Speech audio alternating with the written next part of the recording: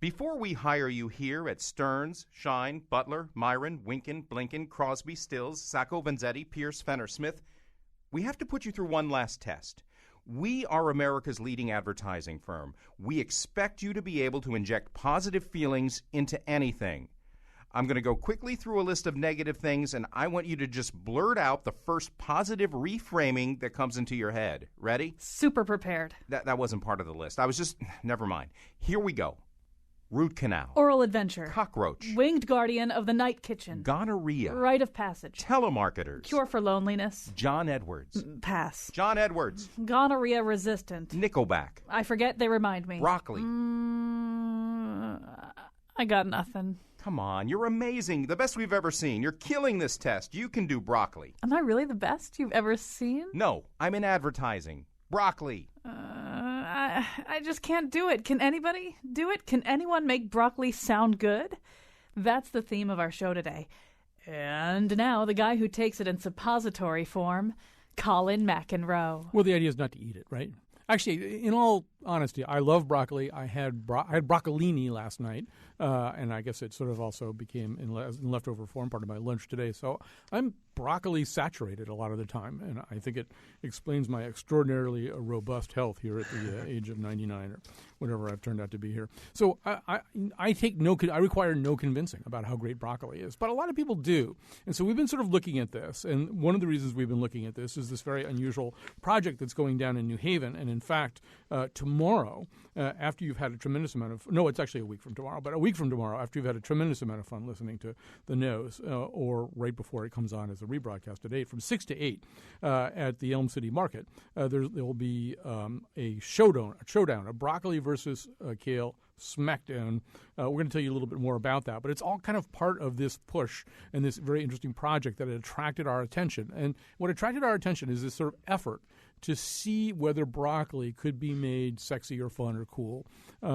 Improbably, we've been through, but undeniably, we've been through this incredible kale phenomenon. I don't know that it really, at an agricultural and a mass agricultural level, made that big a difference. But boy, a lot of people, a lot of cookbooks, a lot of T-shirts, a lot of kale juicers, a lot of kale everything. Kale suddenly got very hip and trendy. So could the same thing happen to broccoli? And then that got us also thinking, well, what is broccoli anyway? What do we know about broccoli? And it turns out, at the time anyway, we didn't know very much. Anyway, we're going to sort of lay this whole thing out for you. First of all, sort of how a food can get positioned and whether broccoli could be that food that gets positioned. We've got a fairly long story to tell you about that. And then we've also got some stories to tell you about what broccoli is. So a little bit later, you're going to meet Lawrence Davis Hollander, an ethnobotanist, an expert in plants. I guess those two things are the same thing, really, and a kitchen garden designer as well, has written specifically about broccoli, one of the probably the most informative article I encountered in my researches. So you'll meet him in just a second down at the Yale studios. You may hear them, getting nervous in the background. Adam Goff, Tegan Engel, and Jeremy Oldfield. I'm going to introduce them fully to you in just a second, but they're part of this very interesting project that's going down in New Haven. We'll tell you all about them in just a second. But we want to start with an advertising agency called Victors and Spoils. And joining us right now is Andy Nathan, who's Chief Marketing Officer with Victors and Spoils. In just a second, we're going to add, I think, Chris Sema to this conversation, Creative Director at Victors and Spoils. So, Andy Nathan, welcome to the show. You got approached, I guess, maybe about a year or more ago by a New York Times writer. Do I have this right? A New York Times writer who wanted to see whether you'd be interested on kind of a pro bono, experimental, fun basis in taking on broccoli as a client? That's right. Actually, it was, I think it was about June, and we got a call by a guy by the name of Michael Moss, who's a Pulitzer Prize-winning author for the New York Times and also wrote the book Salt, Sugar, Fat.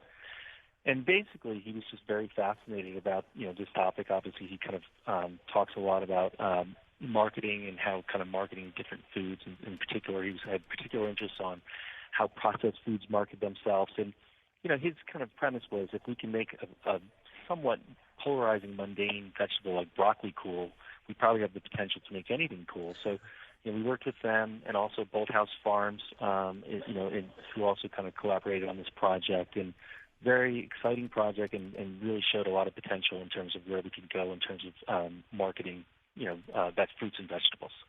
All right, we're gonna. First of all, I think one of the problems here, one of the things you have to deal with is, and more even than we had even realized, broccoli really is. It's almost a placeholder in some ways for the dividing line about vegetables. In other words, it has come to be a placeholder for like all of the vegetables that people don't like. And maybe one of the first people to get this started was President George H.W. Bush, who famously repudiated broccoli, not just once, but he actually mentioned broccoli 70 times during his presidency. And he discovered really that the fact that he didn't like broccoli was one of the things that was kind of funny about him. That wasn't hugely at his expense. So he really liked that joke, and he told the broccoli joke over and over again. But here's how it came out the first time. I do not like broccoli, and I haven't liked it since I was a little kid, and my mother made me eat it, and I'm President of the United States, and I'm not going to eat any more broccoli. So he banned it from Air Force One. He did a lot of stuff like that. There was, in fact, a sort of hue and cry, particularly from California farmers. They wound up delivering, I think, 10 tons of broccoli to the White House, where it was received by his wife, Barbara Bush. Then it was distributed, I think, to food kitchens around the D.C. area. But, it kind of started a thing in which broccoli was, this thing that people might refuse to eat. So, but we have to sort of say at the presidential level, President Obama has sort of tried to go in a different direction without necessarily repudiating H.W. Bush's repudiation of broccoli. Here's what he said. Let me ask you something. You told a group of young people that broccoli was your favorite food. Now, lying to voters is one thing. Lying to children, that is. Let me say this. Can you put your right hand on the Bible and say broccoli? I have broccoli a lot. I mean, no, Really? You can ask my staff. Really? It is one of my staples. Me and broccoli, I don't know. We got a thing going. Really? It goes especially well with burgers and fries. Right. Absolutely. And did Michelle make a broccoli cake with the broccoli icing it? Well, I won't. Really? I won't go that far. Now, did the kids believe you, or did they go? Well, they did kind of. They looked at me. They had their little pads and pencils. They're all really more than chips. So then you look around in popular culture, and again, broccoli is the thing. It's the thing that is the symbol of the thing that you won't eat. So there's an episode of Seinfeld where, for reasons that I aren't even worth recalling, Seinfeld gets concerned that the character Newman is picking up chicken orders that are really for Kramer, and so he catches Newman picking up this takeout chicken order and is trying to interrogate Newman about whether it's really for him or really for someone else, and he discovers that there's something besides chicken in the chicken order, and that's the tip-off. So that's what you're going to hear here. Hello, Newman. Hello, Jerry. And don't forget your steamed broccoli. Hold it. Broccoli? Newman, you wouldn't eat broccoli if it was deep fried in chocolate sauce. I love broccoli. It's good for you. Really? Then maybe you'd like to have a piece. Gladly.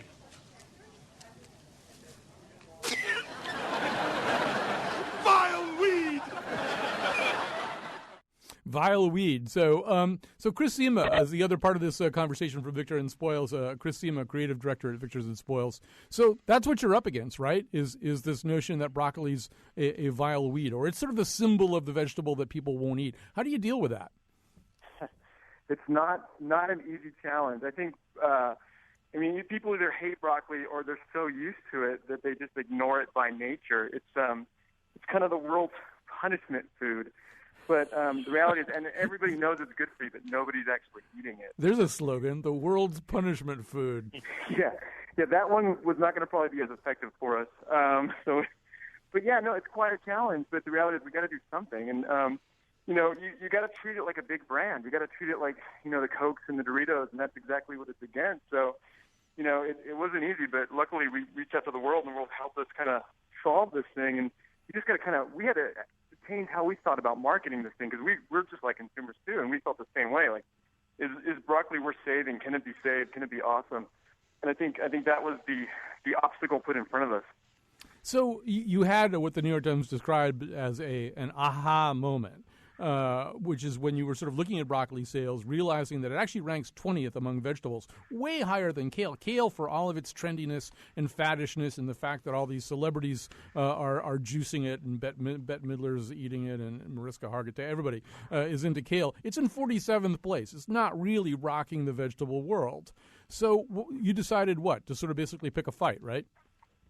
Yeah, well, I mean, the aha moment, it was kind of like the sentiment was already there, and I think our aha moment was just realize it. A lot of times you think that there's some writer in a dark room somewhere, diligently crafting the silver bullet idea, but what we realized is that, there's so much trendiness with vegetables these days, and people are identifying and using them to brand themselves, and, broccoli can take a stand, and it needs to take a stand. Well, how can we do that? I mean, how do you take a stand against the bully in school? How do you take a stand in life? It's like, you stand up and you be confident, and what's the way to do that in advertising? Well, let's have a vegetable pick a fight with another vegetable. Let's go call the cool kid out and see if we can make a name for ourselves. And then once we kind of hit on that fact and we really analyze kale, and kind of there's a bit of a pretentious hipster following of that, it's like, wow, I think there's a lot of people that might actually can use broccoli to rebel against that cultural thing that's going along with it. And then it just kind of had legs of its own from there. So, in other words, it's broccoli's first day in prison, and so it walks across the yard and punches the kale in the face, right, to establish its credit. Yeah. If broccoli were to go to prison, the first thing it should do is pick a fight with the toughest guy in the yard. So, Andy Nathan, Chief Marketing Officer for Victors and Spoils, I mean, this was an intellectual exercise or something that you were doing at the behest of an acclaimed writer. And was the plan just to sort of leave it at that? And if that was the plan, is that still the plan? I think for us, I think the big thing is, we wanted to, we knew this was going to be in the New York Times Magazine. We also knew that they were going to document this whole process. So there would be a video that would also sit on NewYorkTimes.com. And it really, for us was like a great opportunity to just demonstrate the power marketing can have on consumers' eating habits. I mean, there's no question. I think we all could agree that there's a crisis on our hands. America's one of the most unhealthy nations on the planet. We're overweight and we're sedentary. So there was a real opportunity here to really kind of serve as a blueprint for how produce marketers and fruit and vegetable marketers can turn some of these healthy foods into the fun foods, and really kind of inject some kind of marketing, pixie dust into this whole process, and really kind of get people, instead of being forced to have to eat their vegetables, to actually go out and want to eat their vegetables. And, I think the other big thing is, from what we can tell, it's actually been very successful. I mean, we've gotten some data from a source called Fresh Look that said a month after this campaign ran in the New York Times, and also the subsequent PR around it, that it literally sales increased 23%.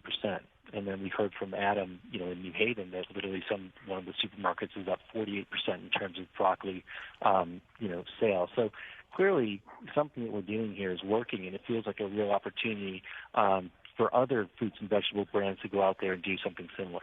So the campaign consisted of slogans like broccoli now 43% less pretentious than kale. What came first, kale or the bandwagon?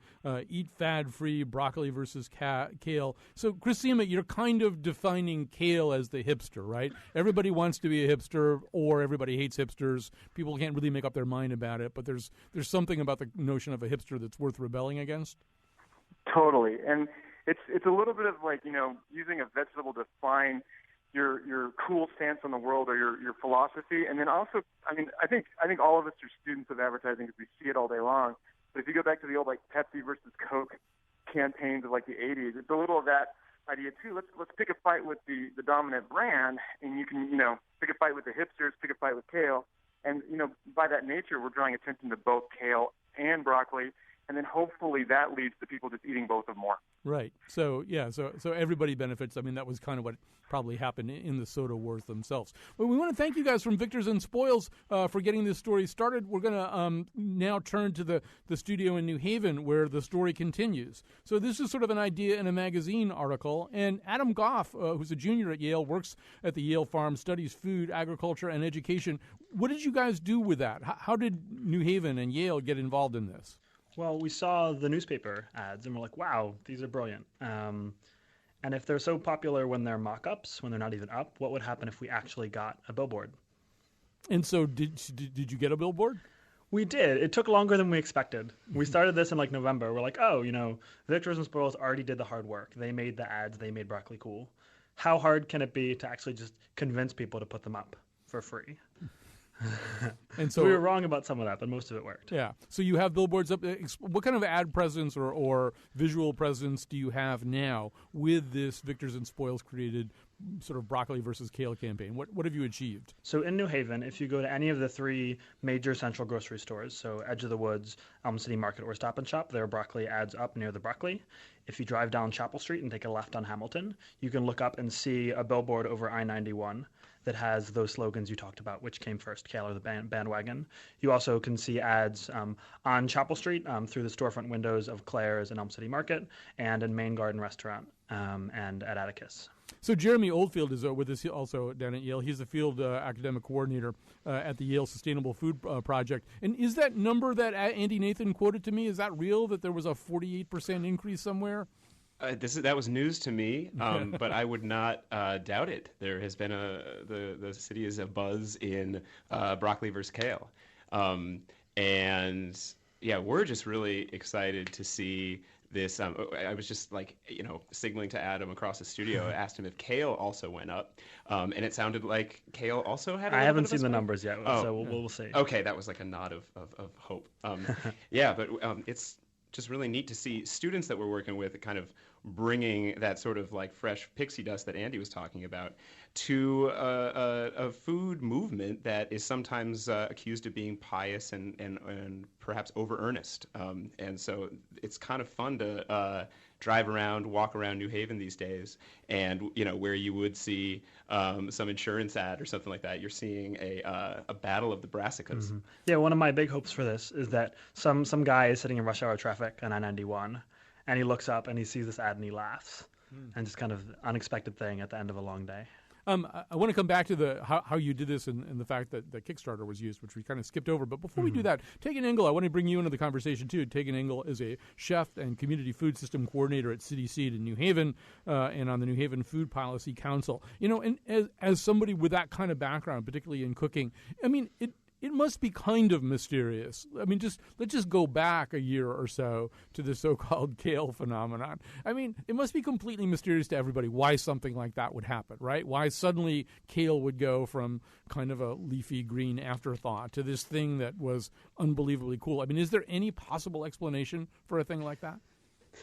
Yeah, well, there's always fads that happen, and I kind of watched the kale chip phenomenon spread among, middle-class health food conscious people, kind of to my surprise. I eat extremely healthy, but I don't expect that everyone else does. So when people started saying, yeah, we're making kale chips, and then I heard another person saying we're making kale chips, and then suddenly there's a local business making kale chips, it was kind of surprising to watch kale explode like that. But I guess I just saw it as one of any other fads. I mean, pomegranates, my mom immigrated to this country from Israel. So I grew up eating pomegranates, but most other people had never heard of a pomegranate before, 2003 or something. And so I think it's just one of many food fads that happens. And it's kind of nice that it happened with something that's healthy and good for us and is, bringing to light that we need to eat green things if we're going to have our country not continue to die at astronomical rates of health-related diseases like obesity and diabetes,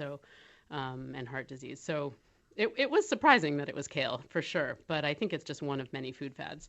By the way, if anybody wants to join this conversation about whether it's possible to take something like broccoli and make it cool, make it hip, make it trendy, our number, 860-275-7266. Either that or just your own Proustian memories and associations with broccoli, which can then become fodder for the ad campaign. 860-275-7266, or you may tweet us, as some people have it, WNPR Colin. Dave Diamond tweets, when part of General Tso's chicken, broccoli is much cooler. A reference to General Tso, the Chinese military leader who defeated his enemies by covering them in really, really sticky, gooey stuff. Nobody really knows anything about General Tso. What did he do? How did he do this? So, Adam Goff, one of the things that you did, I mean, obviously billboards and stuff like that, they don't grow on trees. They don't hand them out for free. So you guys did a Kickstarter? Yeah, we had gotten enough funding through Yale and Victor's and Spoils to run the very beginning of the campaign. But even no matter how nice you are to people over the phone, they're not going to give you billboard space for free. So we put up a billboard Kickstarter and asked people to donate, and ended up raising $2,400 over maybe a week and a half. That's pretty impressive. Mm-hmm. And so what was fueling that? I mean, people just sort of feeling the playful nature. I mean, one of the things that Jeremy said before, I thought that really resonated, is that sometimes the culture of food, the culture of good food, the culture of healthy food can seem a little self-righteous or medicinal. I hosted a Connecticut forum a few years ago that was with Alice Waters, who was actually being squired around by members of the Yale Sustainable Food Project. But she was up there with Anthony Bourdain and Duff Goldman, who's the ace of cakes, and they were like the fun guys, and she was starting to realize that she was the "this is good for you" person, and that was like that was no fun whatsoever. But Adam, do you think part of the Kickstarter thing was, oh yeah, this looks like it might actually be fun and maybe playful? Yeah, you get to kind of laugh at yourself a bit. And it's just a surprising place to see broccoli. There's lots of places you expect to see broccoli, but putting it in places where you expect to see like Coca-Cola ads, it's just like kind of you get taken aback a bit in a good way. On that point, at the Elm City Market, a colleague of mine said that they saw the Brocay sign for broccoli being placed right next to the Axe body deodorant spray. So I think that people are having fun with juxtaposing a sort of masculine spray with a sort of masculine Brocay. Oh yeah, Jeremy, you better explain Brocay for those people who aren't steeped in the campaign. Yeah, it sounds sort of like one of the options that Andy and Chris kind of came up with over at Victors and Spoils was to have a image of a hand holding a pretty robust stalk of broccoli, and what is the text, Adam? Something about give your bro a brocade today, or something like that. Kind of digging pretty deep in a pretty comical way for a little bit of a sort of, I don't know, Super Bowl-esque kind of tie-in. The visual needs to be a head of broccoli with like a popped collar shirt on it, and maybe some sunglasses hanging by one of those things that bros hang their sunglasses. And if anybody listening wants to buy a brocade, you can call up CT Blossom Shop and they'll give you one. So it is a real thing. Tegan, what were you going to say? I was going to say this campaign keeps reminding me of the milk campaign, the milk mustache campaign that has been going on forever. Yes. And I think, this idea of taking a food item and making it cool through advertising, we've seen it happen. Those ads are up in schools. They're everywhere. They've been, every magazine you open still has one of those ads in it. And so I think this idea of, advertising tends to make Americans make really bad food choices. Most of the stuff that's heavily advertised to us is really bad for us. When you walk into the grocery store, you see like a wall of soda, artfully designed to look like, Super Bowl or something, or, the things that are colorful and advertised to you are encouraging people to make really bad food choices. But you can use advertising for good, and I think we're at a point where we have to do that. So I kind of love this idea of taking a single item and playing with it like this, and think, if we were able to spread it beyond one billboard and a couple stores and have it be as, mass marketed as some of things like subsidized milk campaigns, because broccoli is not a subsidized item. It's not the milk is subsidized by our American government. Broccoli and other vegetables, which are called specialty crops, are not subsidized. So there's not as easy a thing to market and to put money behind like that. But it would have a big impact on what people buy. Okay, now I'm guessing so far you guys haven't worked on the hip hop component of this, right? I was on a hip-hop radio show last night talking about healthy food, but we don't have a song to go with it quite yet. Things are about to get very real for you guys, because joining us right now is Self-Suffice, the great Hartford rapper. Hi, Self-Suffice. How are you? What up, Colin? So what have you got to... I wouldn't have expected you to be calling up a show about broccoli, but then you surprised me in so many ways. I left my computer somewhere at one of these schools. I had to go back and get it, and I heard you talking, and I realized that when I go to get veggie patties at one of the Caribbean spots, the two vegetarian options are broccoli and spinach, and it just occurred to me that makes me have to choose between broccoli and spinach. So I wonder what, the competition between broccoli and spinach, how that helps broccoli stand out. And also, if you guys consider spinach to be a legitimate competitor to broccoli. Popeye's got spinach back, so I think, yeah, for sure. Well, there's actually, when we get into things with Lawrence Davis Hollander, there's kind of an interesting history to all that, and I think he'll be able to kind of help us sort this out. But my, self-suffice, first of all, the greatest broccoli rap actually was written by Roy Blunt Jr., who said, it's an anti-broccoli rap. He said, the neighborhood stores are all out of broccoli, luckily. Right. But I don't know. Are you ready to freestyle about this? Or do you have anything that you could say about the broccoli? I mean, till it's discovered. In the meanwhile, I gotta shout out to broccoli in my freestyle, because broccoli versus spinach is like, the enemy grimace on Christmas. Without broccoli, you don't have the gift that your body try to give us. It's nutritious. But then you get another call for spinach on the other line, and it's like, my brother broccoli, he's fine, but, spinach is sublime. And this is how it's been going since time immemorial. So I had to call up your show, even though it's not like Maury Poe, the one where people be fighting. This is more about broccoli and spinach. It's where people be biting. Nice. All right. Well, Adam, I hope you wrote all that down. Well, listen, self-suffice, I'd really like to talk, but I'm too busy munching on my broccoli stock. But thank you very much for calling us up. We're going to take a quick break. We're going to come back. We do need to drop some serious knowledge about the history of broccoli, and Lawrence Davis Hollander is going to help us to do that. A lot of calls on the board, too. We'll get to you, folks. What wonders it can do for your life. Broccoli is cool now. Cool now. Broccoli is cool now. And so are carrots. Broccoli is cool now. And so is asparagus. Mushrooms are cool now. Now you're pushing it. Hey, now you're pushing it. Give me broccoli. All right, we're back. We're talking about broccoli. And with us in the Yale studios are Adam Goff, a junior at Yale, works at the Yale Farm, studies food, agriculture, and education. Tegan Engel is a chef and a community food system coordinator at City Seed in New Haven and on the New Haven Food Policy Council. Jeremy Oldfield is the field academic coordinator for the Yale Sustainable Food Project. Joining us now, too, is Lawrence Davis Hollander, who is an ethnobotanist. I'm so glad there is such a thing as an ethnobotanist. Wrote a terrific article about broccoli for an online publication called Grit, which I don't think is the same grit that as kids we were urged to sell and somehow make money. It's a different kind of grit. But a terrific article. So, Lawrence Davis Hollander, first of all, welcome to the show. Thank you. You've Glad to be here. You've been listening to a very spirited conversation so far. We're not going to ask you to rap. That's good. That's good, yeah. So, first of all, in your article, I love beautiful new words, and one of the words that I discovered in your article was inflorescence, which is what I guess broccoli is. What does inflorescence mean? Inflorescence is basically, it's a flower, and broccoli is composed of a lot of them. And if you let it go far enough, they open up and you see flowers. And, Jeremy, I think a few minutes ago used, or it might have been Adam, I think it was Jeremy, used the phrase, he was the battle of the brassicas. So brassica is another important word here, right?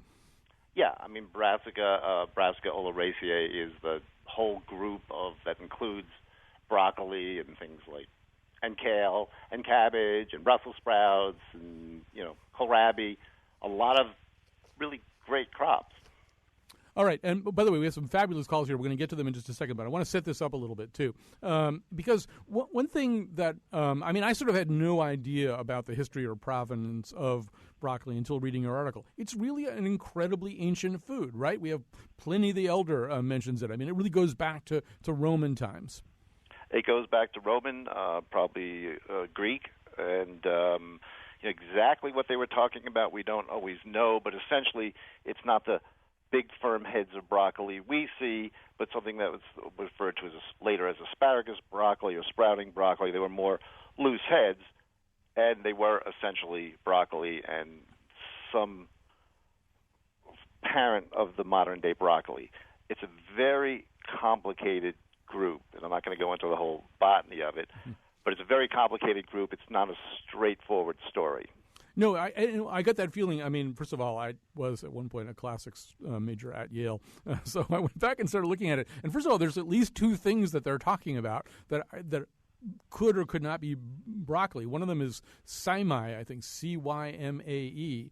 But then there's a thing that I think is now called calabrese, right? They seem to be talking about a bunch of different things back in 200 or 300 or 400 BC. Yeah, well, probably the more heading type of broccoli, like the calabrese, probably is much, much later. Mm-hmm. And that doesn't look like it really appears even in Italy to it's hard to say exactly, but much later on, like 18th, 19th century. Whereas the other looser heads were being grown for a long, well, not looser heads, but looser stalks were being grown for a long, long time, obviously, including Roman times, but didn't really seem to get out of Italy or maybe into southern France a little bit. Catherine de' Medici theoretically brought it along into France, but we're not talking until the 17th century, and not even until England into the 18th century. And broccoli, outside of Italy is not super popular in Europe still. And it eventually does migrate to the U.S., I mean, much, much later. Although Thomas Jefferson, we know, I think planted broccoli. He was always experimenting with new stuff. But its real big boom comes at the start of the 20th century, right? There's these two brothers, the Dorigo brothers. And that's why this story we're having right now is not terribly unique. There were these two brothers, Stefano and Andrea Arrigo, who decided they really wanted to make broccoli into a major crop. And they did radio ads and so forth. And before they actually decided this, around the same time, early in the century, there was some report that white vegetables weren't as good as green vegetables, which then provided the entryway for broccoli to get bigger and kind of kick cauliflower to the side. So yes, it wasn't until like the 20s that broccoli became this essentially really American crop. And it's funny because it probably therefore caught the young George H.W. Bush. I mean, the broccoli craze that started probably would have hit him right around the time of his childhood. No wonder he's still rebelling against it. But well, and it was also from Italians, so. Well, that could have been a little bit too ethnic for his preppy background. Well, even at the time, you go back and there's a famous New Yorker cartoon from I think about the 1930s, which I've never understood until now, which is it's a mother and a kid at a table, a little girl, and she's saying, "It's broccoli, darling." And the kid is saying, "I say it's spinach, and I say the hell with it."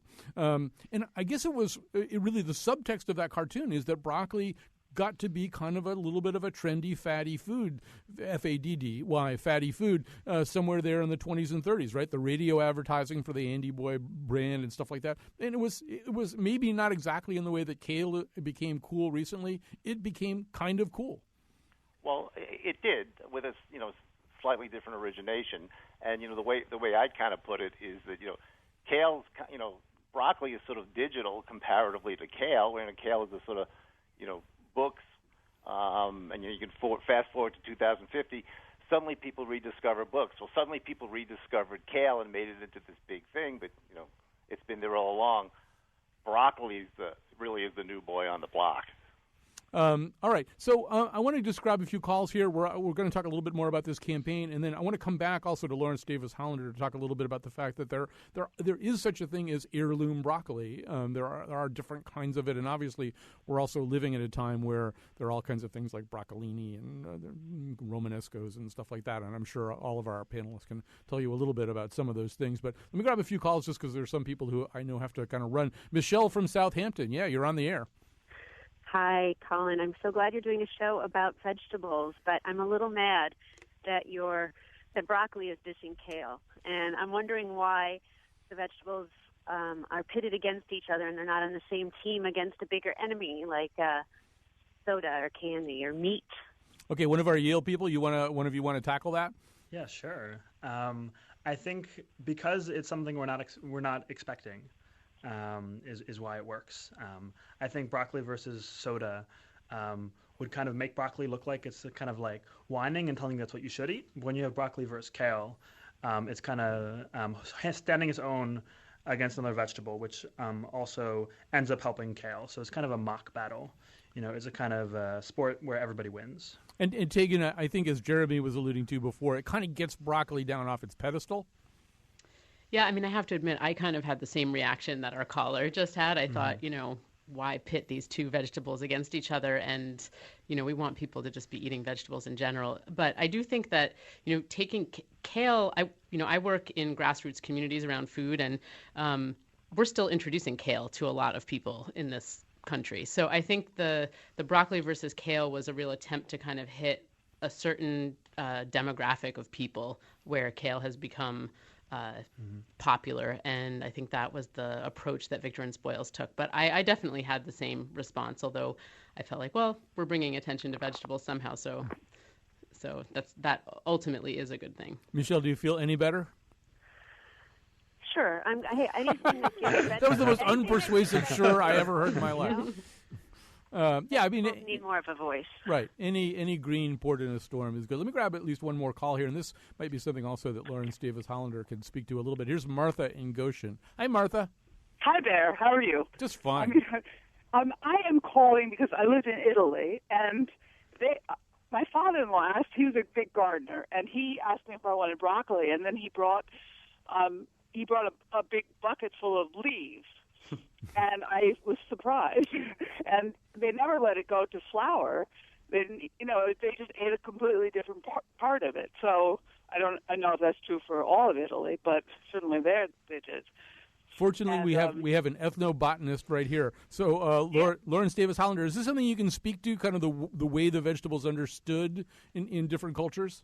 It's understood differently all over the place. I mean, that's a really quick answer. And some of what we call broccoli is cauliflower, and cauliflower is broccoli. And, different people have different interpretations of it. I can't speak directly to the consumption of the leaves versus the flower buds in this case, but it's not surprising that people have different interpretations, whether it's, regional, country, ethnic. And the term broccoli is and always was a confused term. One thing that I can say about this is that lately I've been buying broccolini, and I've been buying it specifically at the Coventry Farmers Market from some farmers, I think in Sterling, Connecticut. And first of all, one thing I should say to the Yale people is at the Coventry Farmers Market, which is on Sundays, the last winter farm market is this Sunday, you literally have to get there several minutes before the opening bell to get any of the winter broccoli. It is probably the most coveted thing, and people do all kinds of stuff like they put their hand on the broccoli before the bell rings, or they make deals. I mean, you really have to know somebody practically to get the broccoli. But Martha, one of the things I've been getting with the broccolini, which is I guess a little bit different, that you really do. I think you really are supposed to eat the leaves, and there's a hell of a lot more of them. Mm-hmm.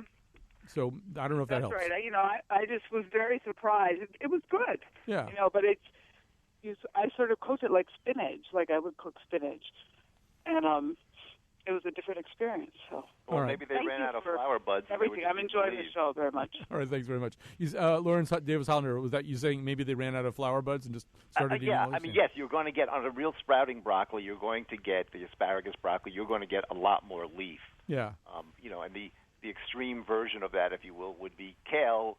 In fact, I eat the sprouting buds of kale, but they're a lot smaller than broccoli. So, all these upper parts of these plants can be eaten.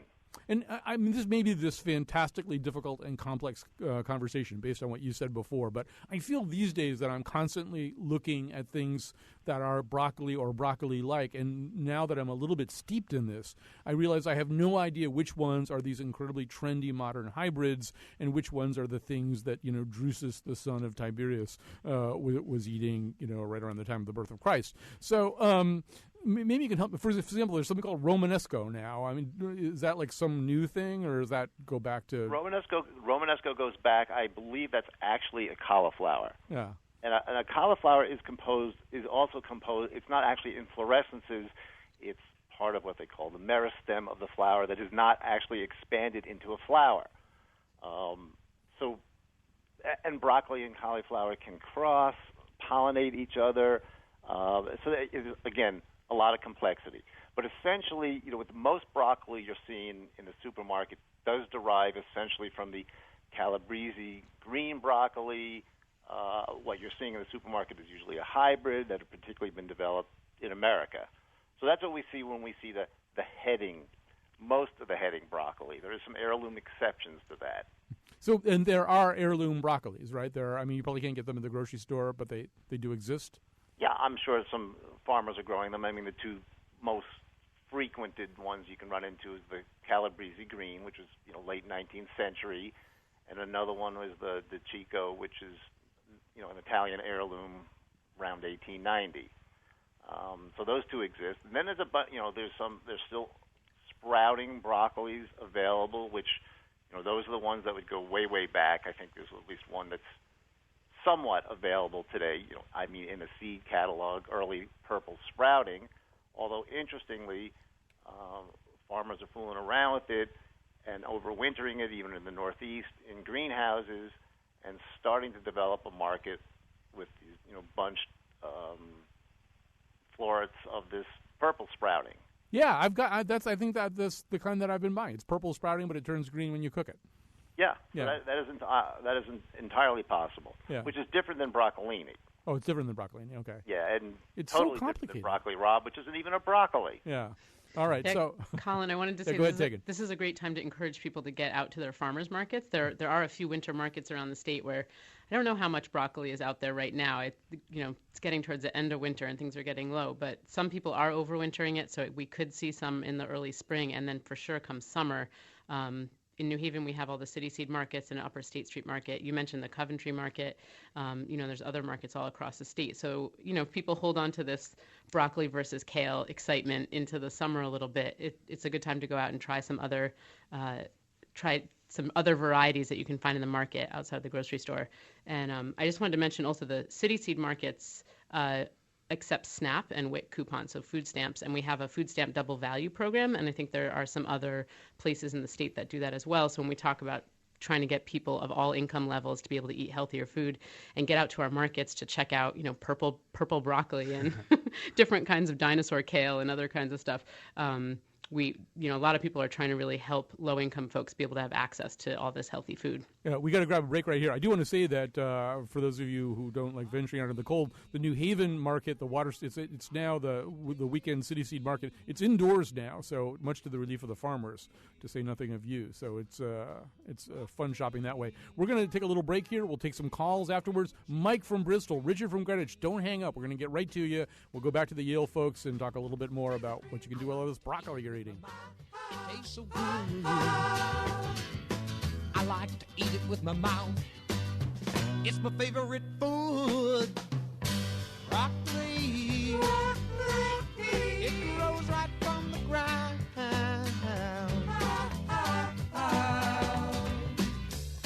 Broccoli.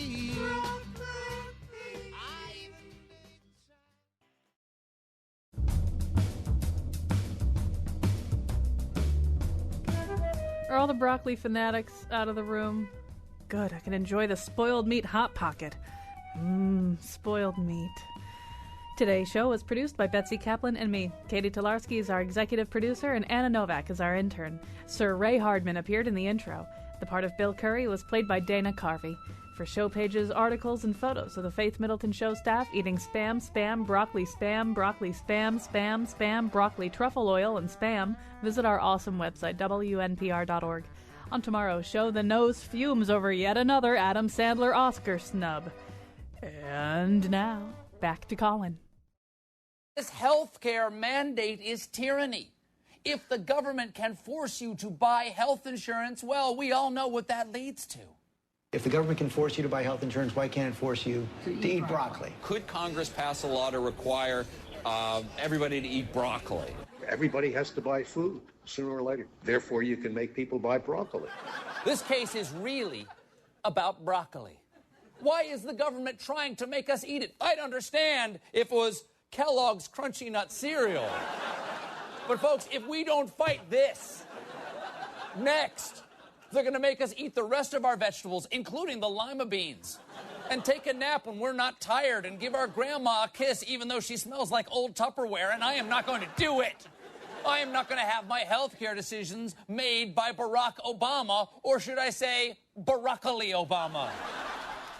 All right, that's Stephen Colbert saying exactly. This is the way broccoli is used over and over again. It's a trope, and I think it is sort of a placeholder for all kinds of things that people don't want to do. So that's what our group from down in New Haven is up against. Adam Goff Jr. at Yale, Taryn Engel, chef and community food system coordinator at City Seed, Jeremy Oldfield, field academic coordinator at the Yale Sustainable Food Project. They are part of this campaign that is experimenting really with the kind of smackdown format because, of course, Americans understand everything in terms of aggression. amazing.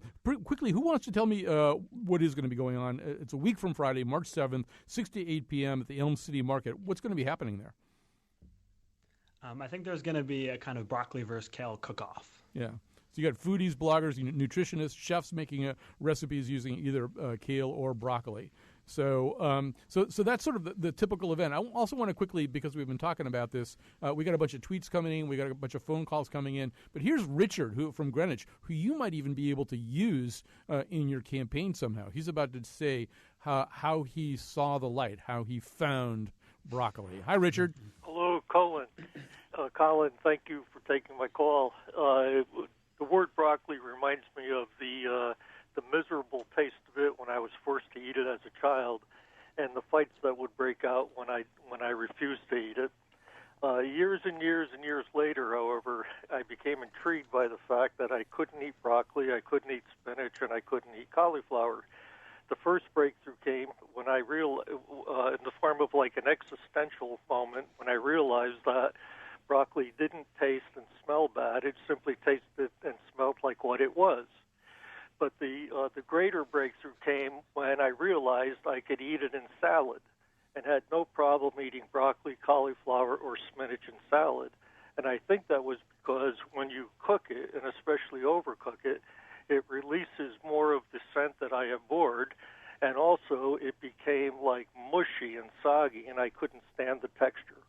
Now, this breakthrough has worked for me with broccoli and cauliflower, which I could eat cooked or uncooked, but spinach I still have a problem with. I can eat it uncooked, but cooked spinach is still it's a vile weed, as Newman would put it. Well, all right, so that's testimony. I feel like we're at some kind of 12-step meeting or something. Hi, Richard. So, although take an angle, I'm sort of on the other side from him. I mean, I love broccoli, but the one thing I don't want to do is eat it as a I don't want to eat it raw. I don't want to eat it as a crudité. Yeah, I'm with you. I'm with you on that. Yeah, me I too. think our caller nailed it on the head, which is that people's bad associations with broccoli are when it's not cooked well, when it's overcooked and the water gets kind of burnt smelling. It's like burned cabbage smell, or and it's mushy and kind of brown. It's disgusting. I don't want to eat that either. But when broccoli's cooked well and it's still green, I love how broccoli holds the sauce. So if you're eating, in China, I think as a kid I fell in love with it eating Chinese food because it would hold all that delicious sauce in it. Yeah, and then when it's cooked, if you roast it or putting it in curries, and then I think it's amazing and delicious. So, but I think the bad associations and the bad rap it gets is probably from a few decades ago when people were seriously overcooking it, and that just. That image just stuck in too many people's noses, maybe. Yeah, I can still remember the first time that I put enough salt and enough fat on my broccoli after I had cooked it at home, and actually threw it in the oven, and it kind of caramelized a little bit, and started to have a little bit of an eye-opening experience of how ridiculously like a sponge this can be for flavor. All right, let me grab one last call. I feel like we might be sending the wrong message right now. Like broccoli is just sort of like this medium in which you embed all kinds of things that are really bad for you. But here's Mike from Bristol. Hi, Mike.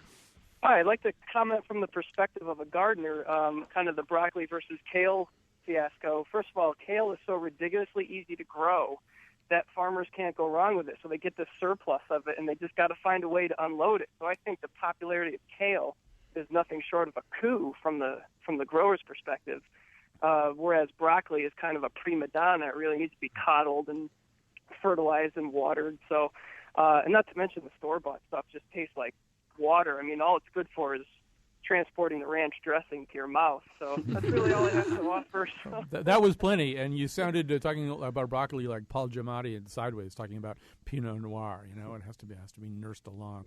All right, listen, we have to stop here. I could talk about broccoli all day, but that would defy our program schedule. Adam Goff Jr. at Yale, Tegan Engel, a chef and community food system coordinator for CDC, Jeremy Oldfield, field academic coordinator at the Yale Sustainable Food Project. We don't really care whether you eat broccoli or kale, but eat something nice. Eat one of them anyway, and you'll feel so much better. Away from Italy, lovely, lovely, lovely broccoli. When you see some broccoli, don't mistake it for a tree. Broccoli, broccoli, all the way from lovely broccoli. I'm Kyone Wolf, and I don't like broccoli, so I was advised that if I want to develop a taste for it, I should just put it with something that I like. I like ice cream, so broccoli ice cream. Here we go. Well, it's better than that white chocolate kale cake that I tried.